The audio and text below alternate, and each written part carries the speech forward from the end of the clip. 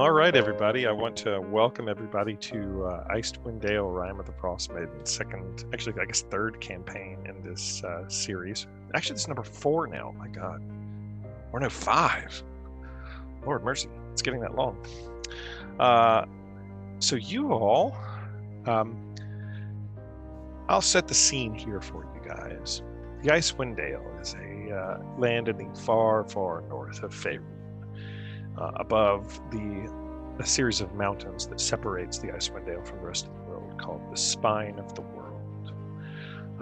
In the northern portion of the Dale is this big glacier called the Reged Glacier, on which several tribes of barbarians called Reged barbarians live. People that come to the Icewind are usually fleeing something. They're looking for solitude. Some of them are fishers, trappermen, searching for knucklehead trout that run up and down the rivers here. Others are potentially running from crimes or seeking to find themselves. It's an isolated part of the world with a hard people that live here. Seeking out and making a living in this part of the world is not easy. But the people here are used to it, and life here is somewhat different than the rest of the world. However, recently, the Icewind has become trapped in this perpetual winter that seems to have been going on for the last several years. Ferocious blizzards have made the mountain pass through the spine of the world nigh impossible. This land has basically not felt the warmth of sun in over 2 years now. In fact, the sun no longer appears above the mountains, even in what should be the height of summer. In this frozen tundra, darkness, bitter cold reign as king and queen. Most of the residents of the Dale blame Ariel. She is the Frostmaiden, the goddess of winter's wrath. Every night there is a shimmering aurora seen in the sky, weaving across each night, that the locals believe to be her doing. Some potent, terrible spell that is keeping the sun away at bay. The people that live in this part of the world, as they are known as Dale folk, live in a scattering of settlements around that have come to be known as the quote-unquote 10 towns. There's been a notable drop-off in caravans coming from the south, and travel between the 10 different settlements in this never-ending winter has become more difficult. Everyone is feeling isolated. Each town has tried to appease the Frostmaiden with various sacrifices to her in different ways, but nothing has appeased the never-ending winter that you seem to be locked in. And there's been no respite from winter's fury forthcoming. For adventurers such as you guys, the 10 towns has become a place to test one's mettle and potentially leave your mark upon this frigid, bitter, blighted land.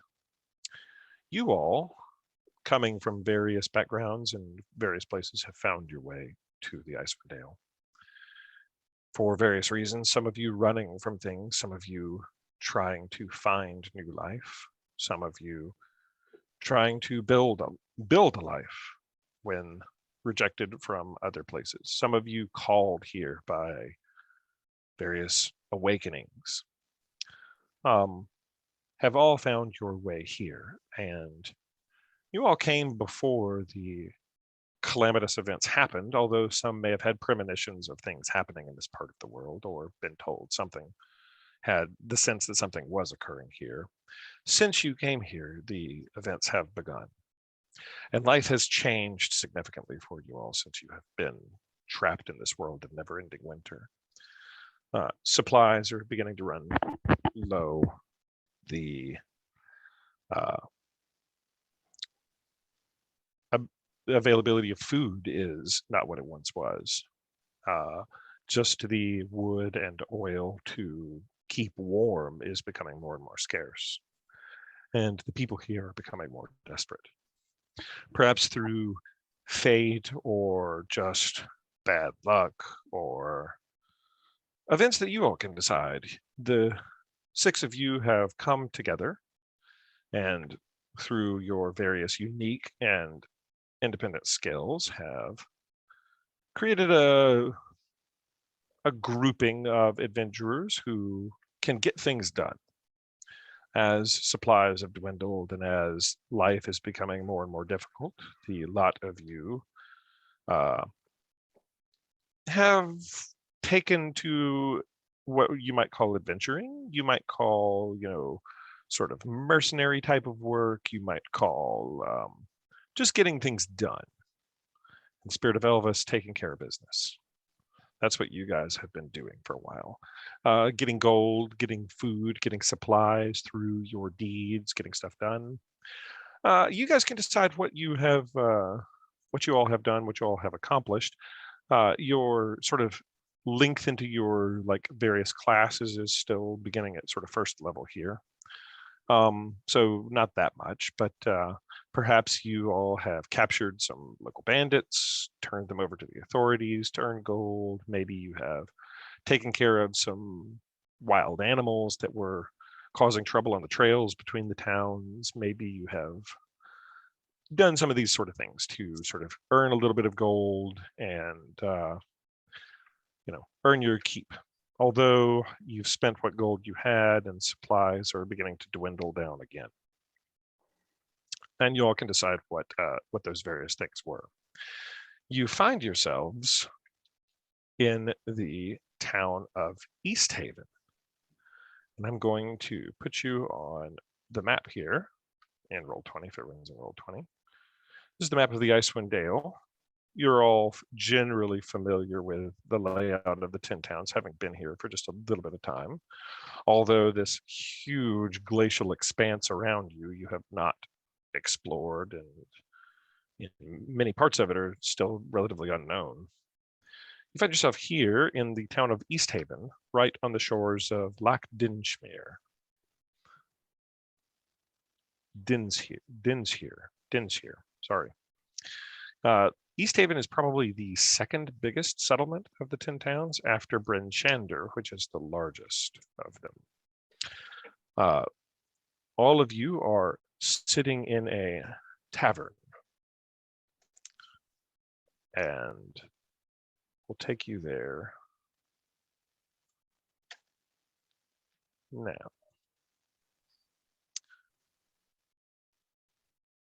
We will take you to Tavern. And I've got to put your characters in there since we have them now. You're all sitting around a table here together as a group, 6 of you. So we'll find a 6-person table. Maybe you're over here. 3.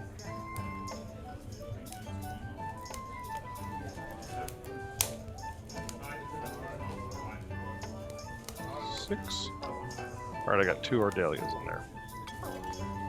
2 Ordelias and not a Cadillac. That's a problem. I was gonna say I do not have.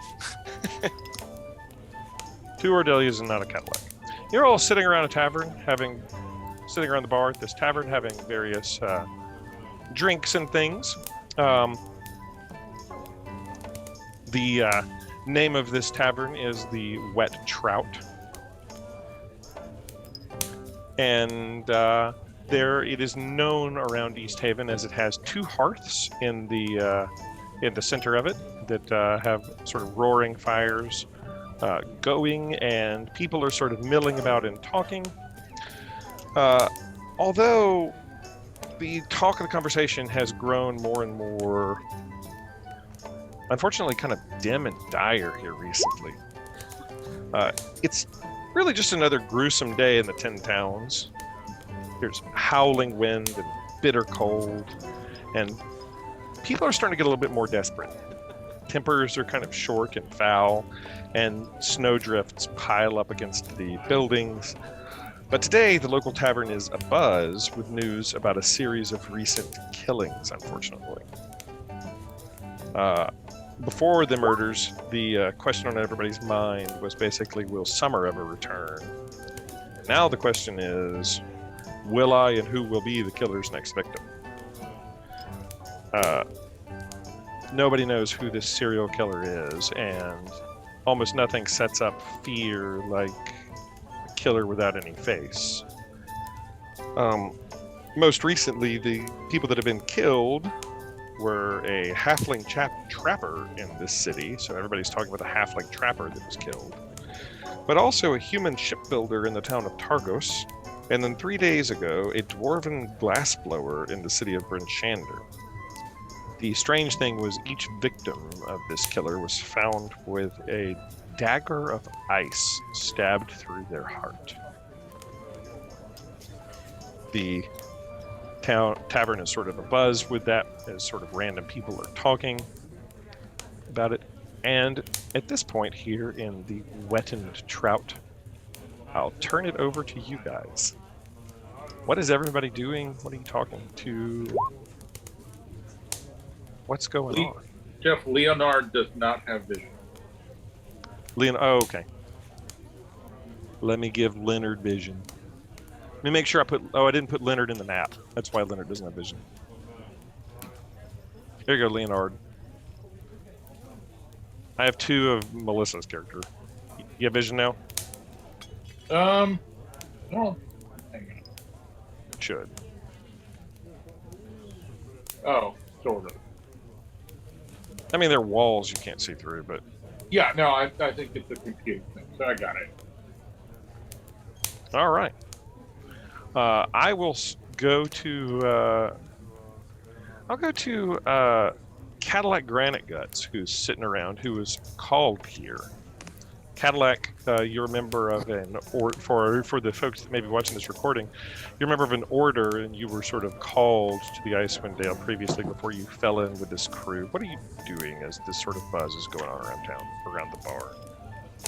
I think I'm going to be really interested to sort of see what the mood is around the tavern, given the unseemly and scary things that seem to be befalling people. The mood, you would say, is sort of dour, and people are starting to get kind of desperate, it seems. There's fear. There's sort of almost kind of palpable fear around the bar, where people are kind of worried about who could be next, what could happen next. We're locked in cold. Who's this killer going to kill next? Are you looking around the bar? Are you looking for anybody interesting? Are you talking to anybody? Is there somebody sort of off to themselves that I might be able to talk to? Roll me perception. Okay. It's our first roll of the new campaign. So, Jonathan, what he's going to do is there is a skill called Perception that is based off of Wisdom, I think, and you're either proficient in it or not. It's on your character sheet, and he's going to roll a 20-sided die. He's going to do it digitally, and then he's going to add his Perception modifier. And then, depending on how well he rolls, we will... Okay, so Cadillac rolled a 15. He's +4 to Perception, so that's pretty good. So he rolled a 20-sided die, and he got an 11.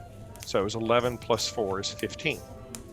With a 15, what I'll tell you around this bar is there is a dragonborn person that appears to be sort of walking around, checking on folks. That seems to be maybe the proprietor of the bar. There's also things that sort of like stand out at you as sort of being a little bit unusual is that there is a tiefling person also sitting at a table within your vision range on the other end of the bar. Those are the 2 things that you sort of see. It's a dragonborn is a little bit unusual in these parts, and then the tiefling person, you don't see very many tieflings around, so that sort of stands out to you a little bit. The dragonborn was the barkeep? Seems to be. Going around checking on folks, maybe the proprietor of the establishment. Okay. I always have a good feeling about a dragonborn. I'll go and interview the dragonborn. Okay. So, why don't you move Cadillac over, if they're giving up and walking off the table. Move Cadillac over here. The Dragonborn Okay. person is sort of walking around over here to this table. Oh, I'm just going to chase him around the room. And so he's sort of looking over the table. He's got what looks like an apron on, and is sort of like leaning over and looking at the table and asking folks like, "Is the mead good?" And one of them has like a giant has like a maybe a piece of goat meat that they're sort of munching on, and another one has like some stew.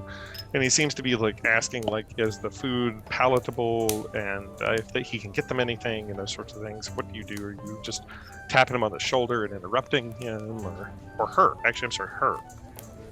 Yeah, so it now occurs to me this may have been a terrible idea. This poor Dragonborn is just doing their job. Yeah, I now immediately kind of feel bad about this. Well, I guess I just sort of tap him on the shoulder and just say, "Hey, we're enjoying your good fare here, and we're new here, and I just wanted to ask you, how the town's holding up with and as she sort of turns around, you realize that it is a woman Dragonborn person. She seems to have sort of white dragon ancestry, like whitish scales on her face and things like that. Oh, goodness. She looks over at you, and as she sort of turns around, she kind of looks over at you and it's just kind of goes, "What do you mean, holding up? What do you think?" It's very fair. It's very fair. She goes, "People of Dale are being tested, I says. Tests like this, it's how we prove our mettle in this part of the world, if you want to know my thoughts about it." You have to prove your tough stuff, right? Aria wouldn't have it any other way. So tell me about Aria. Ariel? Well, she, goddess of winter, cold. If the 10 towns ever want to get out of this, they gotta appease the goddess, if you listen to me. I think that more sacrifices is what's needed. Oh, yes, I agree. All the sacrifices. So are sacrifices what have worked in the past? I mean, we've never been through an everlasting winter like this one, but, when winters are long and harsh, occasionally sacrifices must be made, as they say. Literally. Indeed. But, this is not for those rich bastards that manage to worm their ways out of it, bribing officials and whatnot. So, who and or what gets sacrificed? How long have you been here? About a minute and a half. Oh, not very long, I see. Well, different places around these parts have chosen different things. But of course, if you're going to sacrifice, you have to sacrifice for real. Here in Easthaven, everybody has to sign up for the lottery. Your name gets called, and she just takes her finger and just goes across the neck and says, "Your life becomes Auriel's," if you get what I mean. I do. It's only just, as far as I can see. Well, it's been nice chatting. And she says, "What I think is we ought to double it. 2 people every week." That would get this whole thing over twice as quickly. Well, I think that. Thank you for your time. Glad you sees it my way. Except for those bastards be bribing the officials. Oh, terrible! Getting their names off the list and whatnot. Something ought to be done. They ought to be forced.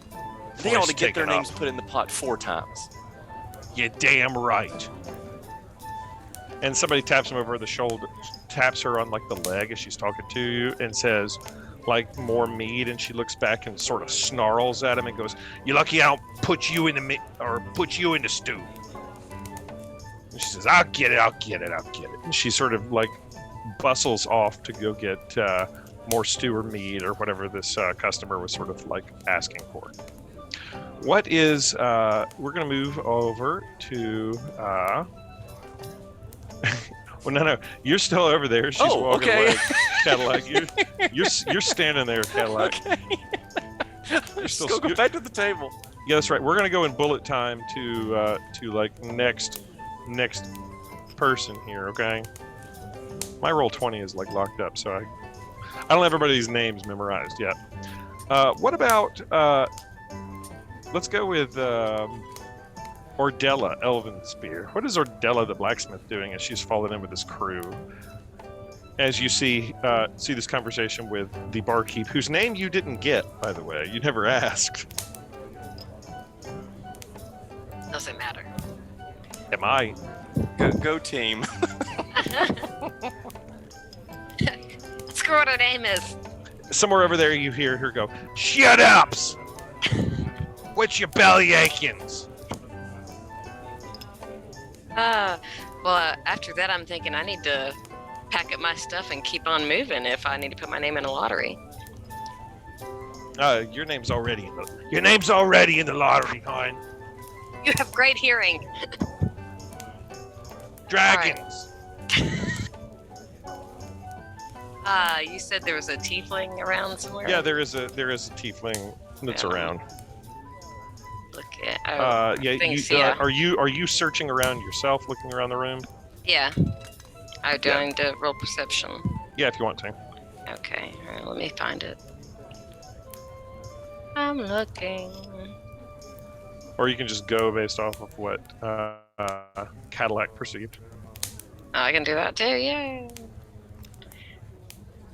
Alright, then I'm gonna go over to this tiefling. I assume this tiefling over here? Yeah, this tiefling person.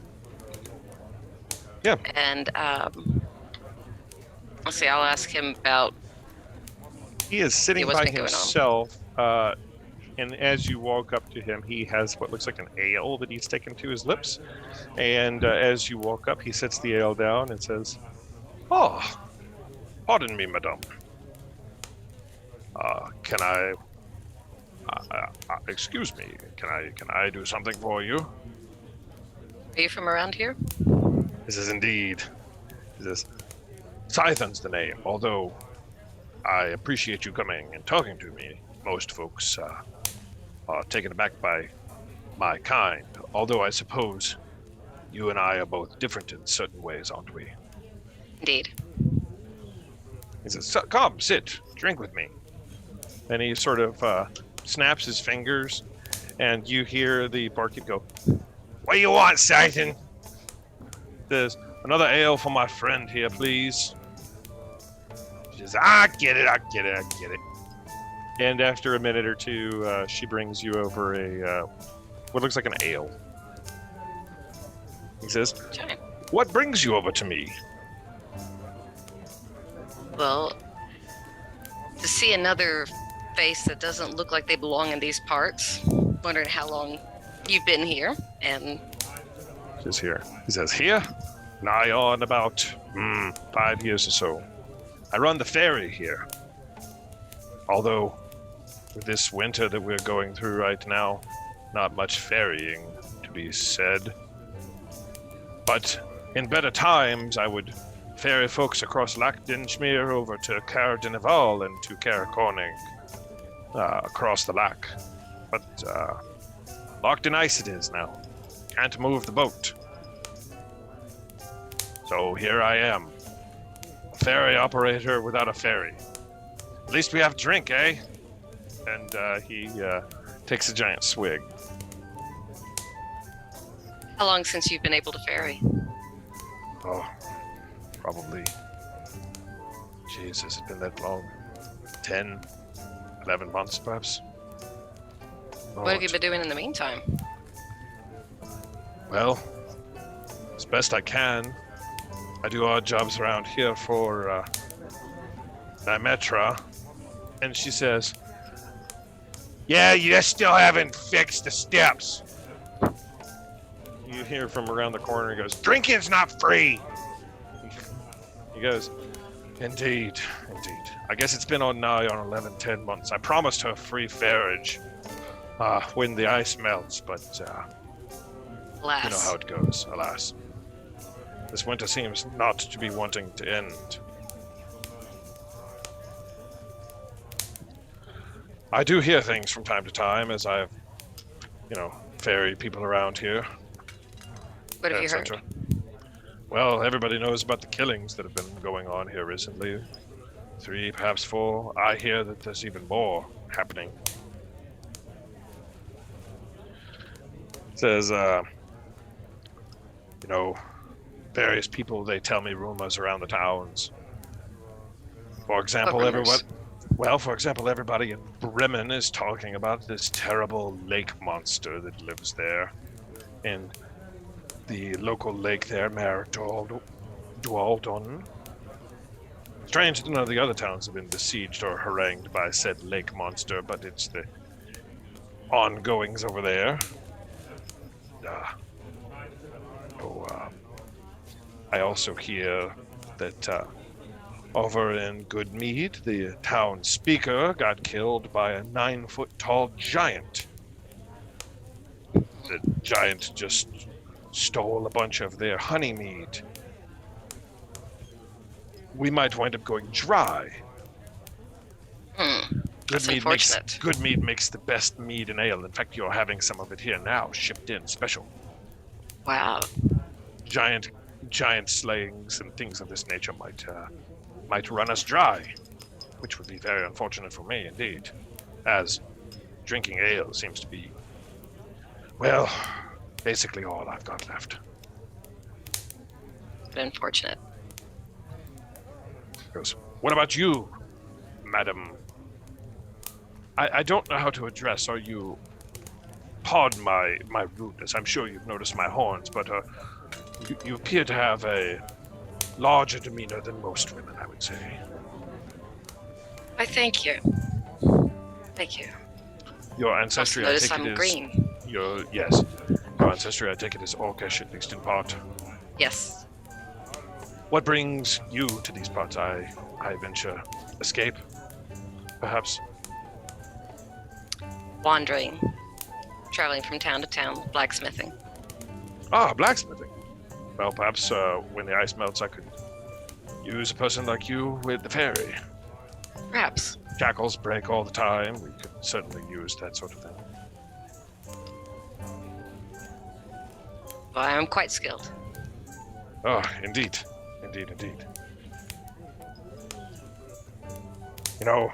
Interestingly, around here, the local talk besides the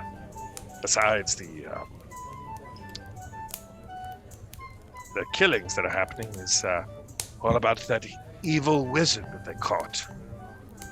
Oh, really? Do tell. Yes, he tried to disguise himself using magical means, but he walked, you see, with a funny limp, so that even though he had disguised himself brilliantly, looked like a girl, totally different. The limp gave him away. The local guards caught him straight out. They forced him to drop his disguise, one might say. He was responsible for the deaths of a couple of adventurers here recently.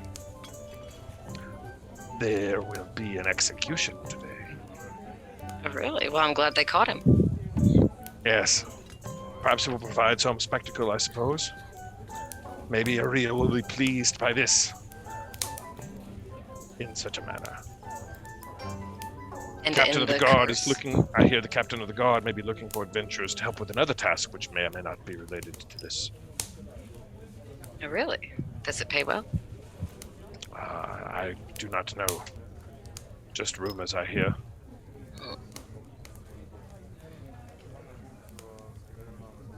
Do you ask him any questions? You've heard about these murders that are going on? Are you inquiring into that, or? Yes. I want to inquire more about the murders. Yeah, what do you ask? When the last one was? I said, well, it's not entirely sure. The halfling trapper that was murdered here, found with a stake of ice through his heart, they say. Some agent of this dark evil that's going on around these parts, I say. It was a couple days hence, but I tell you, there's only 3 they've been talking about, but I think this has been going on longer than that. Found with ice dagger in his heart. Indeed. A strange Didn't thing. melt. Nothing melts around these parts, sister. While you're having that conversation, he says, we'll flash back over to, let's go over to Yatara, actually. Yatara, you're at the table with everybody. What do you do? Yeah, so I've been here longer than the others. So at this point, I've had my fill and some of ale at this point. The can tell that there is a razor's edge of anxiety around the room. So yeah, I'm looking for someone to talk to, but potentially also looking to be to extract information out of someone. Okay, so you're really specifically looking for that sort of thing. Roll me perception. And do you have any special skills at perceiving things? You'll look on your sheet and find perception. You can click that. Yes, I do have a +2. Okay.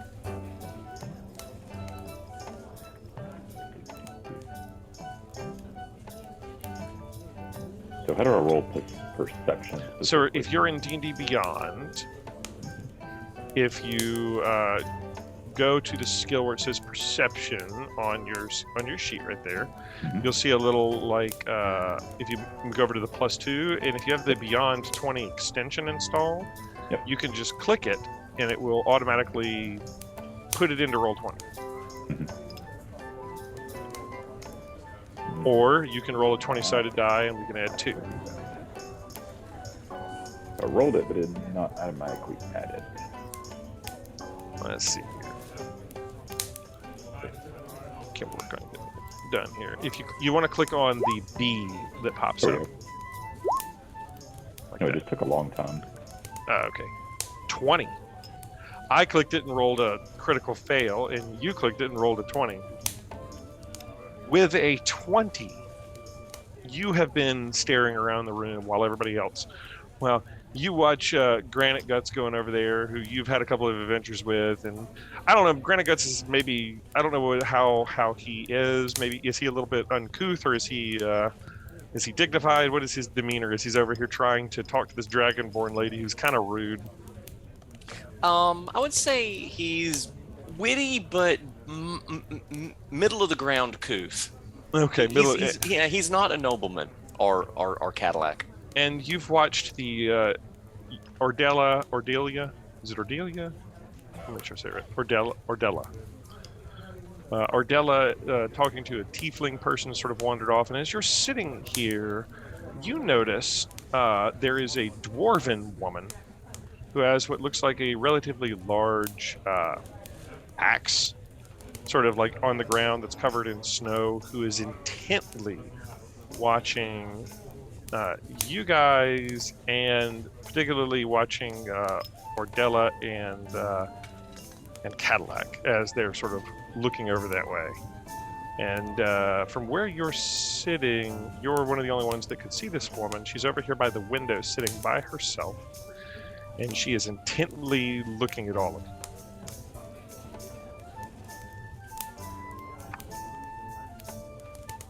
And that's what you get over 20. Her. Are you just are you eyeing her, or are you just walking over towards her? I am walking over towards her with intent. Okay. As you approach, I'll go ahead and move your token over that way. As you approach, she looks over at you and says, I was wondering when you all was going to head over this way. Grab a seat. And she motions for you to sit down. So what do you make of all of the sacrifices in this town? She says, doesn't seem to be working now, does it? No, it doesn't. That's what I make of it. something needs to be done, and but first of all, I'm looking for a party. Group of people that know how to get things done, and you all look like you might be such a group. She says Helen's the name. Helen Trollbane.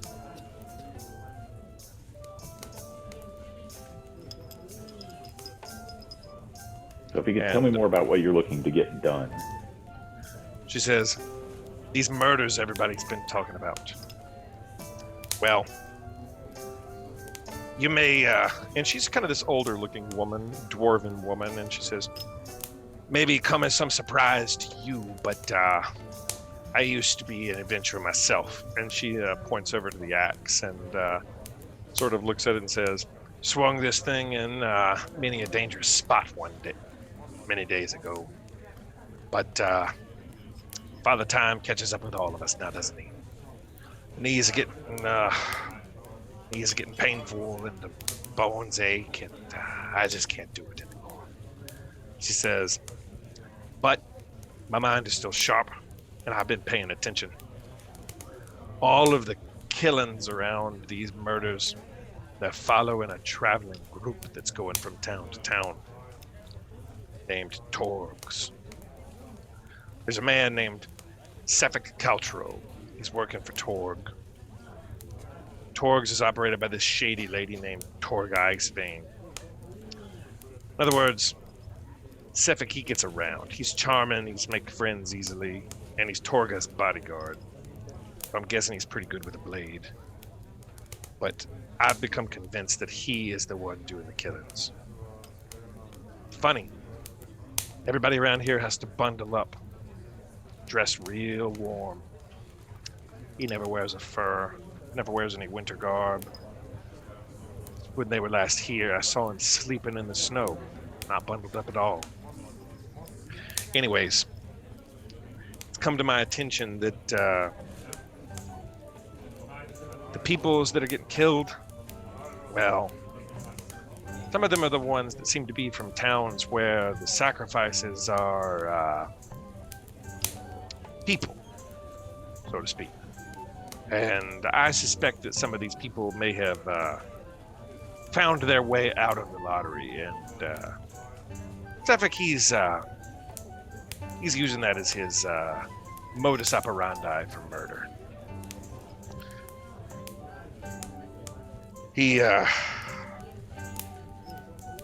I think he has something to do with it. Kiss of the Frostmaiden, indeed. No furs, no coat, nothing. Here's the deal. I know he's the guilty party. I've watched, I've paid attention. I'll pay you 100 gold pieces to apprehend Sefik, ascertain his guilt, find out if he is in fact the one that did it, and then deal with him. Let's put it this way. Preferably without involving the authorities. This would be better done without getting the local guards involved. I don't know who's involved with him. 100 gold pieces. When the job's done, bring your group back here to me, collect your money. And she shows you a sack with what looks like at least 100 gold pieces in it, and quickly sort of puts it back in her coat and says, one thing at a time. The day will be better off without a murderer going around just killing people.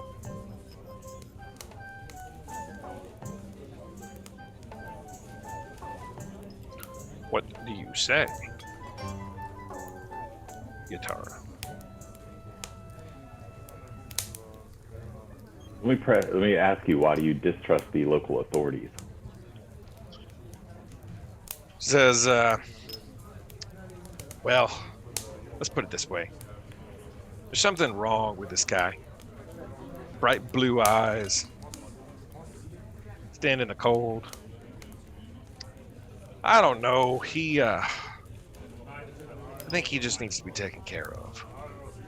If you catch my drift. I understand.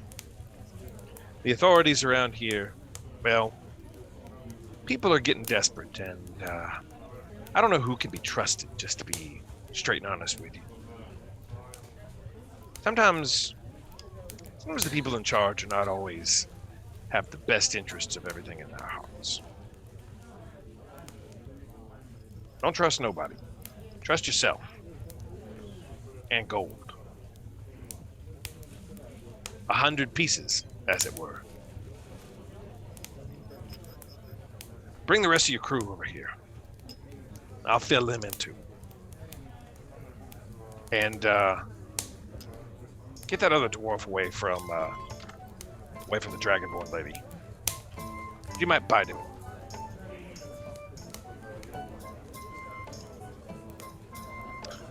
What do you do, you talk about?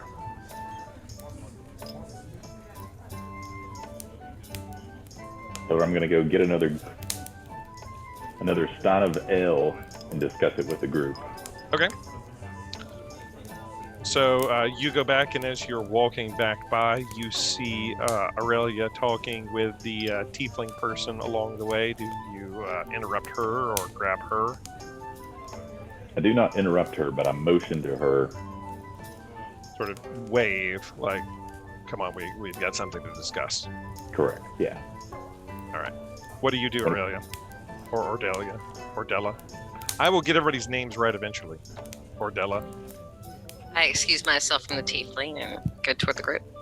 Says, well, good day to you, miss. If ever you decide that your fairy life is the life for you, you can probably find me here drinking good mead. Indeed. And you're back. In the meantime, Toot and Harkus and Leonard are at the table. What were you guys doing, Toot, Harkus, and Leonard, while these other folks are sort of out rambling and talking? Leonard was Leonard. looking around, just trying. He tends to spend a lot of his time in situations like this, just observing what organic life forms do, what the humanoid people who are not made of wood and metal, how they go about their lives. Yeah. Leonard, roll me insight. Okay, let me. Insight. Mm-hmm. As you're sort of like observing the local people.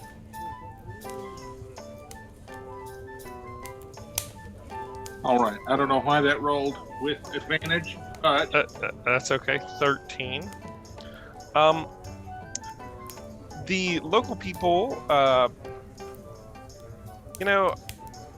with a 13, you're not going to get an awful lot more than what everybody's already sort of been told. But what you get is that people are nervous. They're sort of on edge, and you get the sense that, people are in here drinking to maybe try to take the edge off of their sort of nervousness. Some of them are sort of more willing to talk than others, and they're all sort of babbling about what's making them nervous. And the thing that is most making them nervous are in addition to the crippling cold and supplies that are dwindling and the winter that is never ending. The winter that's never ending has been going on for 2 years, so it's almost like COVID. We're not talking about it every day. Right now, the talk is about the random people that are getting killed. so we've been here for some time working together. And yeah, I don't know how long y'all have been here. You can decide that. Maybe I said you all were here in the north before the calamities happened, so you've been in the north for a couple of years. But maybe you formed this group together of working together sort of more recently. Do I get a sense that I've probably been in this tavern before?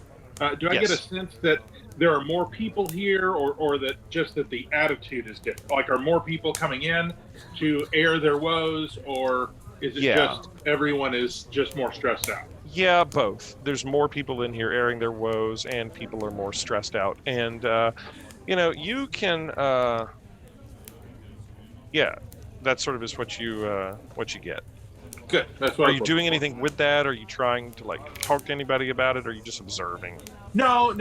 If I have noticed my compatriots talking to people around the bar, that's enough engagement for me. Yeah. What about the others here in the group? Toot and Harkus. Is Toot trying to perform? Harkus is sitting at the table. Harkus is sitting at the table next to Toot, trying to ply Toot with a bunch of alcohol, and then get Toot to say really lewd things to the people as they walk by, as he just mimics it. Whatever. And that's just Okay. trying Roll me. Toot, are you drinking the alcohol? Yeah, I'll drink. Okay. Roll me persuasion. Take advantage. Toot, are you trying to resist Harkus's like egging you on to say rude things?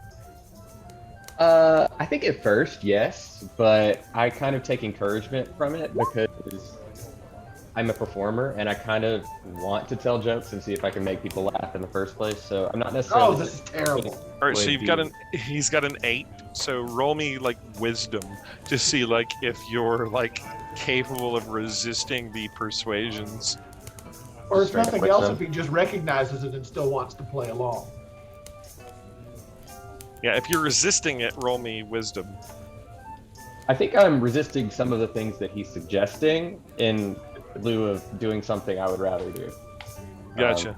Yeah, that's a terrible roll, but the persuasion was even worse. So Harkus, how are you trying to persuade him terribly? What is your terrible persuasion? It's like, oh God, there it is. Come on. And then I'm like, you smell like gnomish feet. And just saying ridiculously dumb things and trying to get him to say it. Yeah, I think I just look over at him and say, I could do better than that. And I stand up. And how sturdy does this table look? Pretty sturdy. Looks pretty sturdy? Okay. Can I it would definitely climb hold on it? Kinku.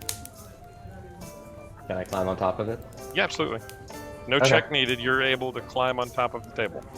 Okay. So I have this like little hand drum instrument.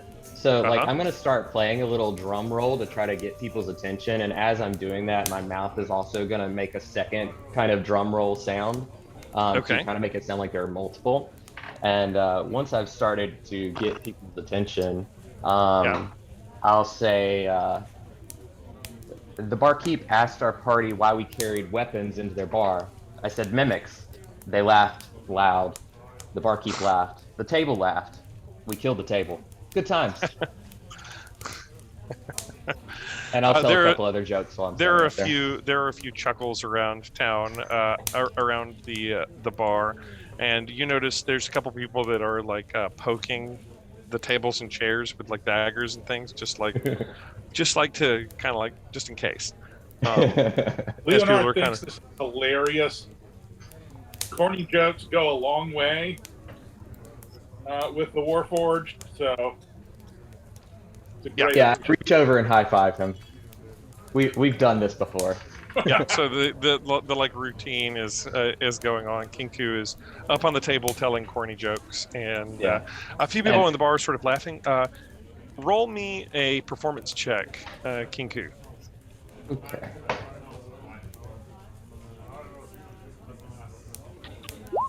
Crit. Okay. Roll me a D100. Okay. Straight up D100. Holy cow. Wow, that's pretty darn good. That's pretty darn good roll. Okay. You have earned yourself. I was going to say whatever you rolled on a D100, you got half of that in gold. So you've got 45 gold. Okay. And as an entertainer, wow, those are some good rolling. I was only going to do that if you crit, basically, and you did. So yeah, but as an entertainer, people toss you coins, and you've earned like 45 gold. I often get room and board included, and I'm just wondering, with a nat it's 20, can I get that for my party? Unfortunately, this place is not an inn. There is a local inn. There are a couple of inns around. The one that you probably the most familiar with is one called the White Lady, which is probably the one closest. But the wet animal, the wet trout, is just a tavern. Okay. Yeah, okay. So around this time, I would say, Cadillac, you've made your way back, and like a wing. Yatara, you've sort of made your way back to the table, and I will sort of fill you back in on what Helen Trollbane told you. She told you that there is a traveling sales group around town called Torgs, run by a lady named Torga Icewind, and her bodyguard, a man named Sefik Caltro, she has become convinced is the killer that is behind the Ice Dagger killings, and that he seems to be entirely immune to the cold, as Blue Eyes and all of the killings have followed the travelings of this traveling brigade, basically. And she thinks that he's killing the people that are finding their way out of the sacrificial lotteries and things like that. She's offered to pay 100 gold pieces to the party for ascertaining his guilt and taking care of him. Let me ask you this real quick before you answer. Toot, how do you react to getting 45 gold pieces? I think initially I think everybody knows, so I guess that doesn't matter. Once I sit down, I will start dividing them up to split between the party. And I will keep the higher amount since it's an odd number. Okay, so everybody gets basically 7 gold and you get 8 gold. Right.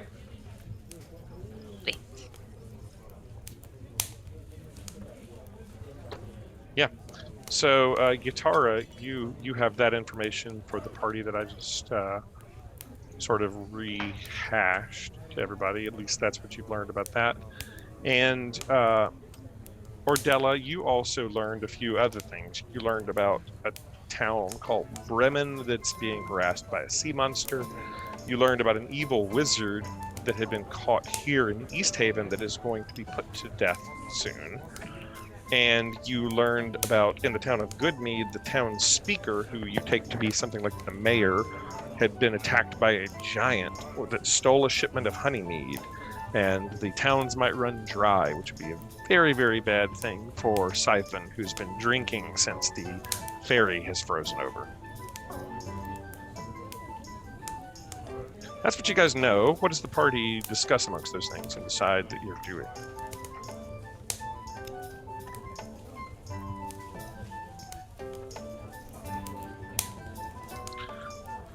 I will turn to Yatara first. You sort of explain, I guess, that what you've learned to everybody, and how do you phrase that? What do you tell the group?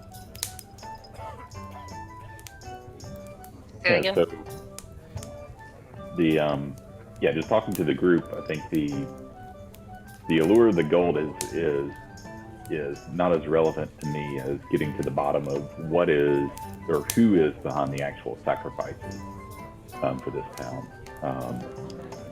And so I think my kind of influence to the group is being able to get to the bottom of what is the root of the trouble of this town, and that's the overshadowing of this person who is ultimately making sacrifices or murders.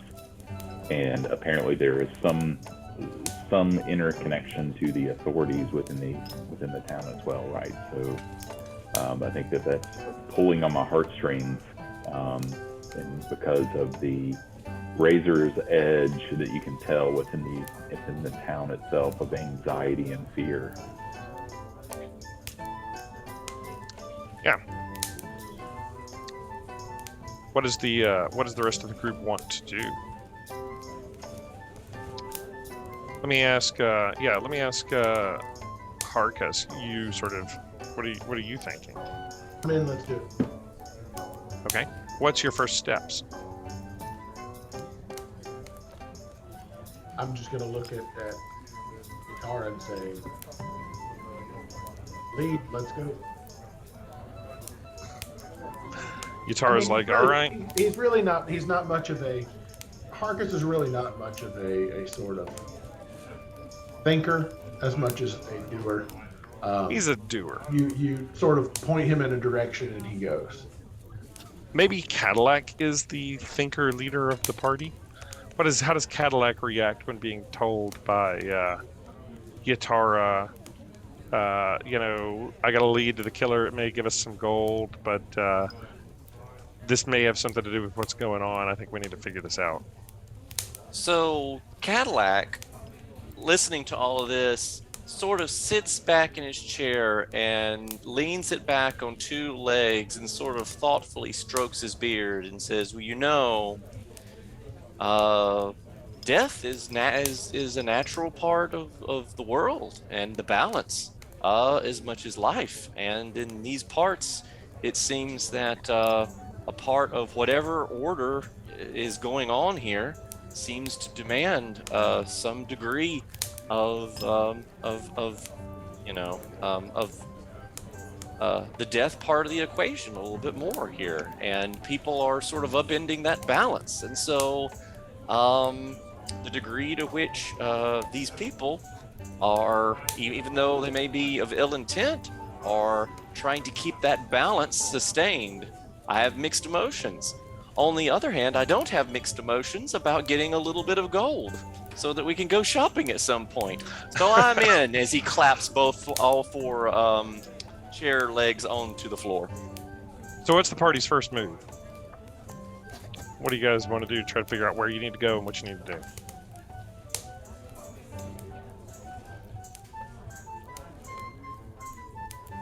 Let's say go back to the source, right? Helen Trollbane, apparently she had some information, right? And so maybe she had more information. Yeah, as you, if you want to go talk to Helen, she'll, or is the rest of the party coming back over to where Helen is? Sure. Sure.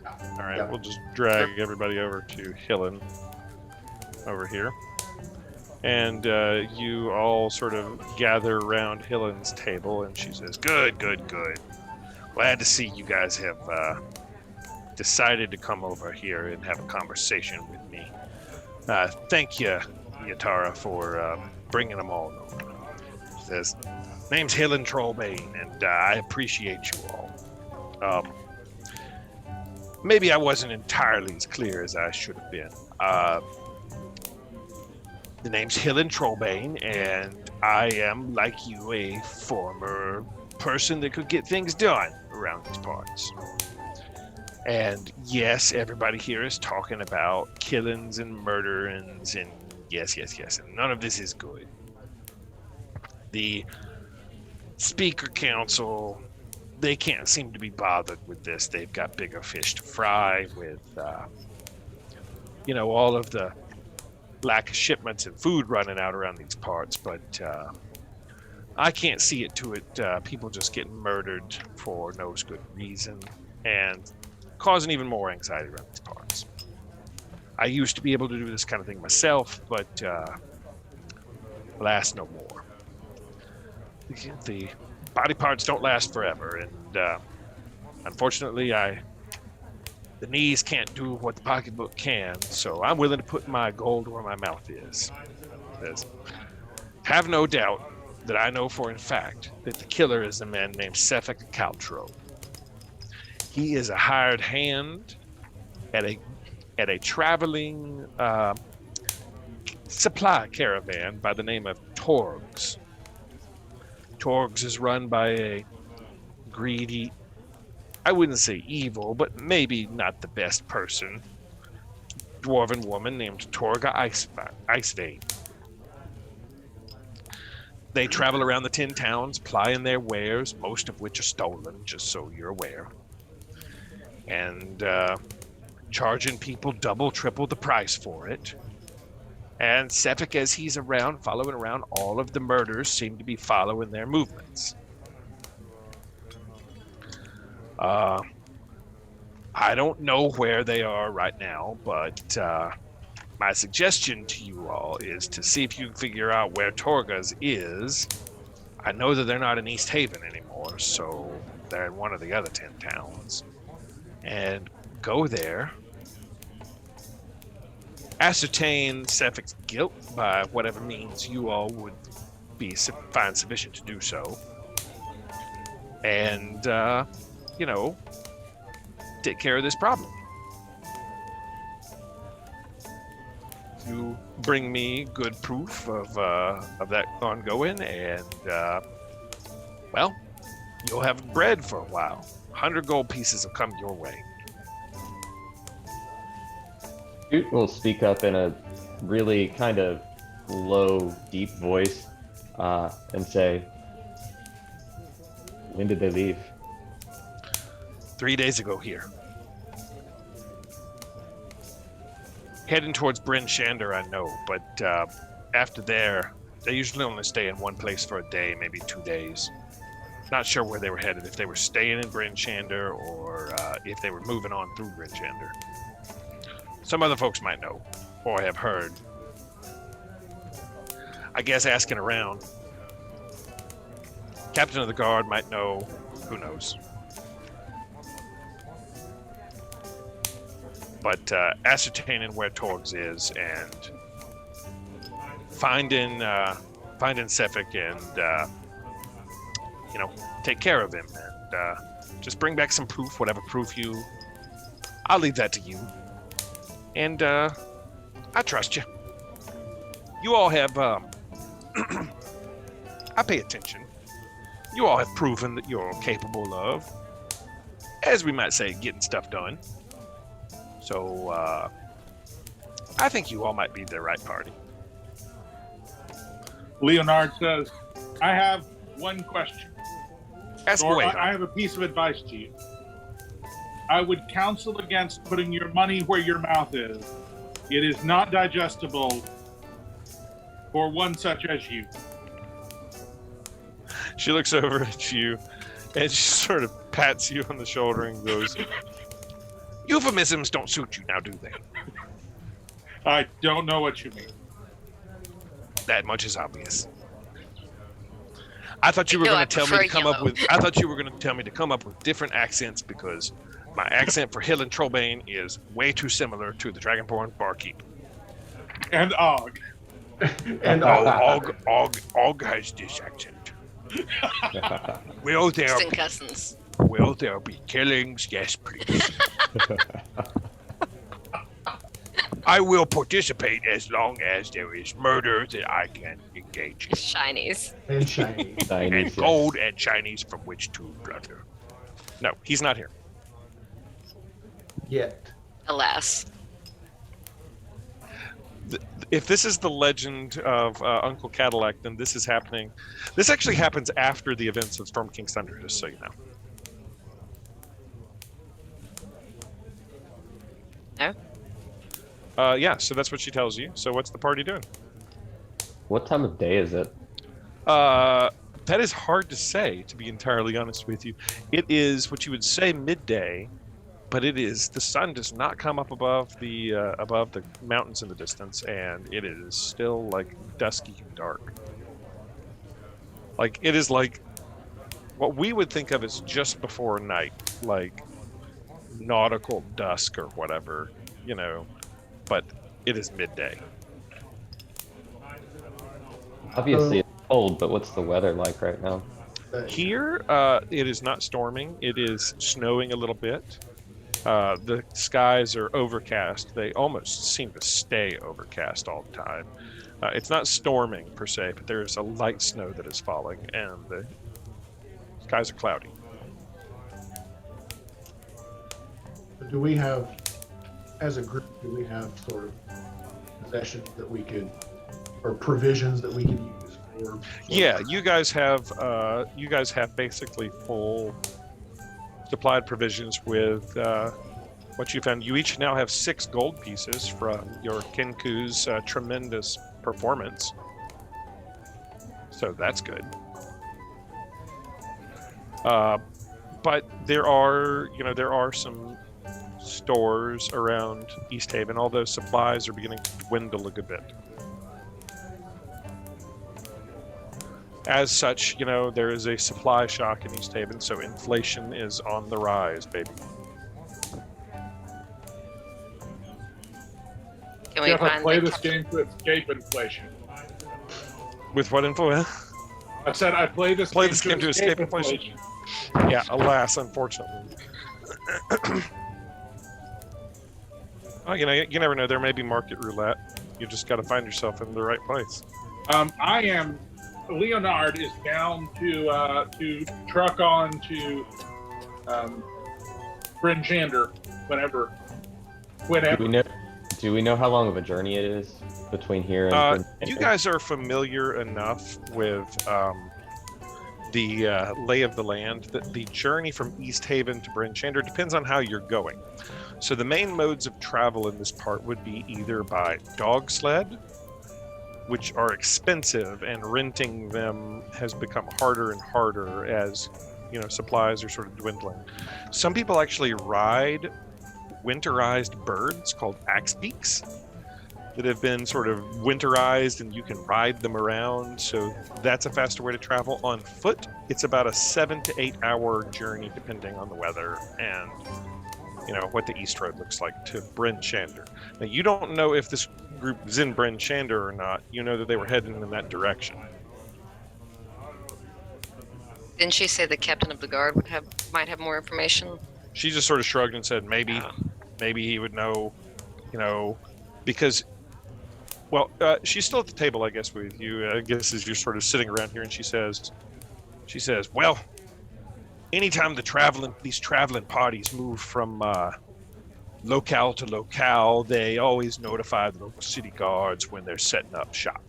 They usually have to pay a small permit fee, so to speak, and when they're taken down and where they're heading, oftentimes the city guards know, like, where's the next destination as they sort of take down. Sometimes they'll send a raven or something of the like, to notify where they're headed. Travel on the roads is somewhat hazardous from time to time, and it's those kind of logs are kept, and word had it that Torgas was heading towards Bryn Shander, but I don't know if that's where they're heading indeed. Perhaps the guard captains would know. I don't really know. Are there any guards in here? You don't see any in the bar itself.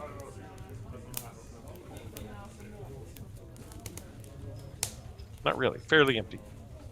In your experience, if a tussle broke out or a fight broke out in the bar, the Easthaven guard would be able to be in there relatively quickly within a few minutes. But you've seen a few bar fights, and they're usually handled fairly quickly, but the guard doesn't, just camp in the bar. So if hypothetically someone sucker punched someone and a fight broke out, there could be a guard here pretty quickly. That is true.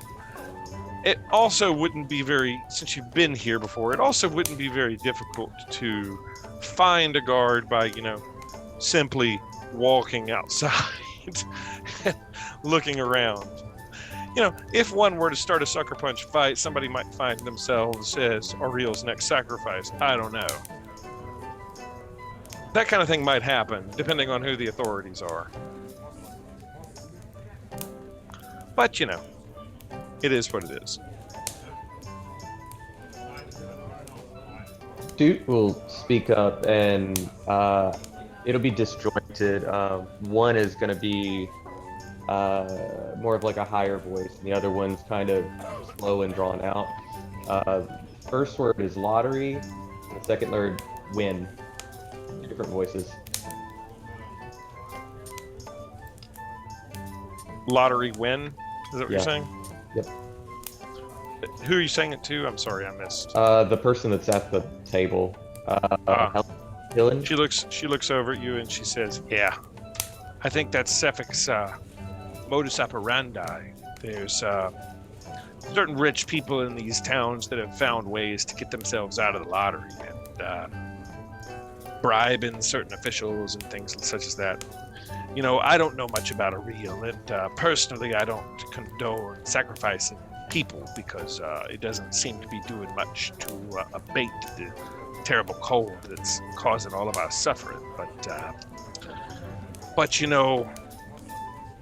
I also don't condone just murdering folks, and not all of the people that I think he's killed were guard bribers, so to speak.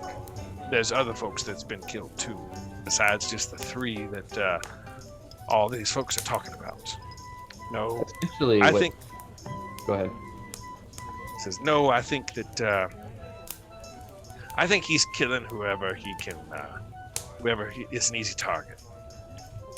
Essentially, what Toot was trying to determine was when the next drawing would be here, and whether or not it was safe to stay another night and start out in the morning, or if we should. Oh, okay. So you're sort of asking like when. I think you can easily say like, when's drawing or something like that. Right. When is next? Yeah. Okay. You don't feel the need to be like entirely obtuse in sort of like your like Kinku language. Like you can say what you mean. I think it's just short and very to the point. Got it. Because you don't have very elaborate sentences. You have to repeat what you may have heard. Right. She says drawings are monthly, and next one probably won't happen. Or yeah, I think monthly. Next one probably won't happen for at least another 10 days. Weeks are broken up into what are called 10 days here. They're not 7-day weeks. They are 10-day weeks, basically. So each month is 30 days, and there are 3 10 days in each month.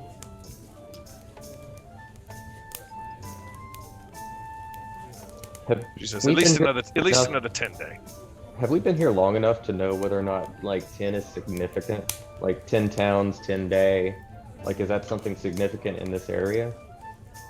You don't know. Or I'm not asking it. I'm just kind of thinking about it. I don't know that you know. Okay. Unless you have previously inquired into the history of 10 towns and that sort of thing. I don't think so. All right. What's everybody doing? This will probably be the last action before we call it for the night. I think we go and try and find out where a raven might have gone from, or where a heading towards the guard post, or heading towards a guard post, heading towards an inn, heading towards the shopping. Where are you guys heading? I would vote for the guard. I vote for the guard. Okay. Heading towards the nearest guard post. All right. Let me just ready a map for you. I have to sort of change this because I didn't have characters for you all before you guys arrived here. All right. And I got to change the music. I'm not used to Syrinscape yet, so you'll have to sort of bear with me a little bit as I get better at it. It adds a lot to the atmosphere. Yeah, it's really cool. As you all step outside, it is cold. It just takes your breath away how cold it is. Wind is sort of whipping outside, and snow is piling up against the buildings. You step outside of the bar as you sort of are trudging down city streets that are cobblestone but covered with snow, as a light snow is sort of falling. And as you step outside, in the distance you see a crowd of people that are gathered around the center square of town. As you do so, as you sort of gather around this center square of town, or as you sort of see this, you see a person who is adorned in what looks like red gear. And he is strapped to a post. And as you all step out, there are people gathered around this. It's about several hundred yards away from you. And before you can really act or do anything, all of a sudden, fire just consumes that person. And you can see his face clear as day. He is wearing what looks like a pointed hat with a fairly wide brim. And he's got sort of a shaggy looking beard and these dark gray piercing eyes. And as the fire catches quickly, the flames are just fanned up by the wind. The person does not struggle or scream in any sort of way at all, as you see his flesh consumed and just entirely engulfed by fire and disappear. And you see people from the town who seem to be standing around, and they are all warming themselves around the open fire. It's licking around his charring corpse now. And surrounding him and the people that are warming themselves are several people with what you recognize to be the guard uniform of the city of Easthaven. And that, gentlemen and ladies, is where we will leave it for the night.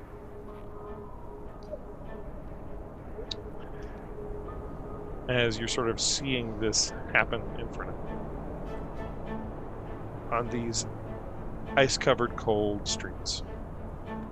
This gentleman is most definitely no longer amongst the living. We'll pick it up here at this scene next week, next Monday, 8 o'clock, for Icewind, Rime, and the Frostmaiden. And we won't have the hour-long building your characters, who are you. It'll just be straight in. There'll be more dice rolling, there'll be some extra combat, there'll be role play, there will be exploration. I hope you guys enjoyed it. Indeed. I hope that you guys liked the setting and the scene. That was great. Yeah, it was awesome. I think so.